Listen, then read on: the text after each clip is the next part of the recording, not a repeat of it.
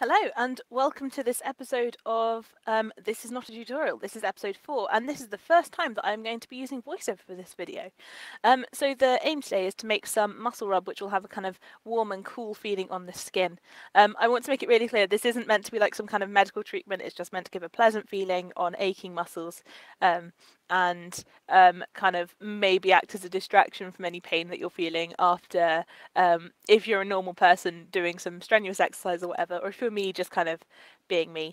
So I'm starting off with a tablespoon of beeswax pellets.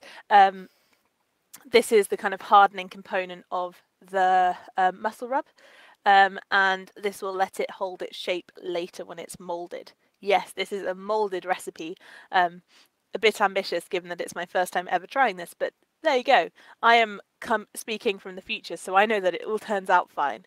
At the time, I did not. I was kind of scared. Right, so next is some shea butter. This is kind of a moisturising component. Also softens it a little bit because I really don't want it to be too hard. I want it to rub off from the eventual bar. So I've done kind of, my shea butter is kind of in blocks, so I've kind of scraped off 3 sort of spoon scrapings worth, a very inexact amount. As I said, this is not a tutorial.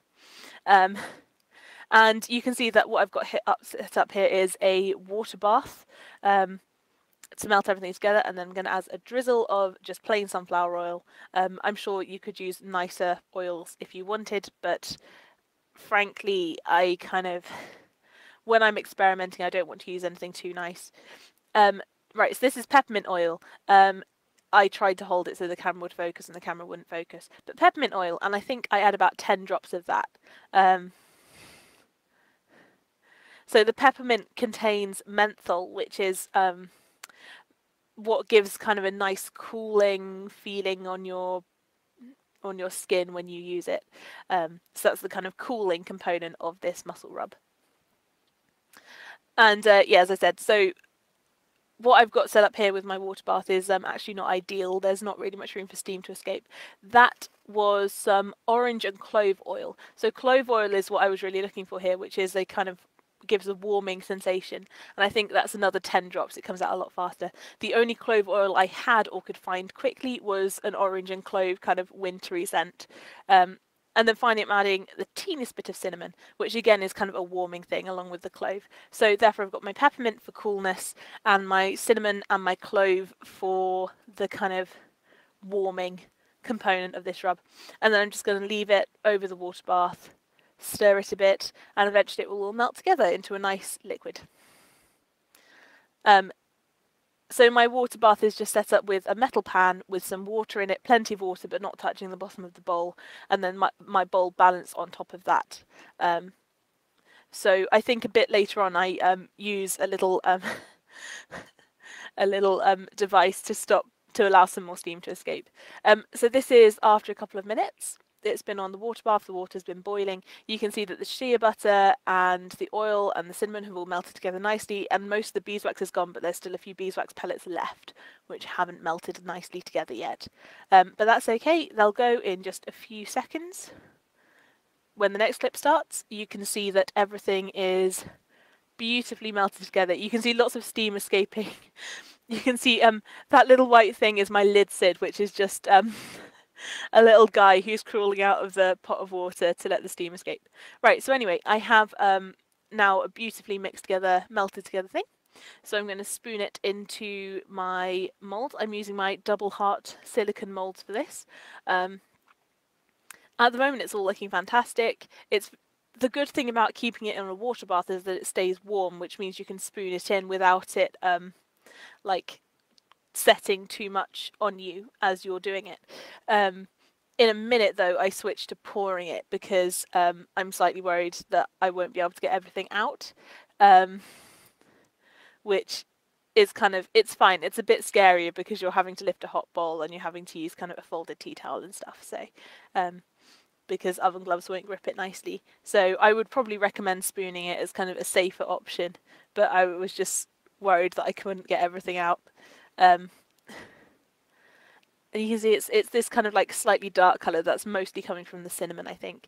And you can also maybe see as I'm spooning it, there's like a cinnamon how would you say that? Like there are specks of cinnamon within it because the cinnamon won't actually kind of melt in with everything else, obviously, because it's a spice.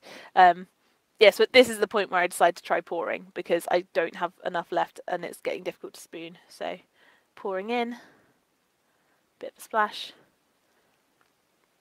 put it down, reevaluate, adjust the towel, and then top them all up. Yeah, so this much made, I think, 3 bars. I'm actually really like slightly upset at what happens next, which happens after I turn the camera off, is I moved the tray to try and get this shot, and you can see that my lovely neat pouring, as soon as I moved it, it sloshed over the edges of the mould. It got all over everything. I had to go around with a spoon, and you can see in one of the moulds I've kind of like scraped the chunks that flooded over onto the side of that mould just so that I wouldn't lose them. It's all a bit of a disaster. I mean, it's not, it's fine. The bars still are fine. But it's just one of those really irritating things when you pour something beautifully and you hardly have any splashing, and then what might have been. Anyway, at this point, so you can see that everything is setting nicely together. It's slowly getting to that kind of yellowish colour. And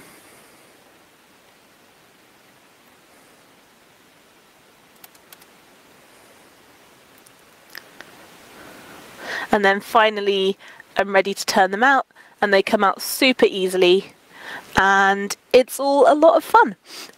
So thank you very much for watching this video. I've tried these since and they do work relatively well. If you have any questions, leave them in the comments down below, and I'll see you next time for the next This Is Not a Tutorial. Thanks for watching. Bye!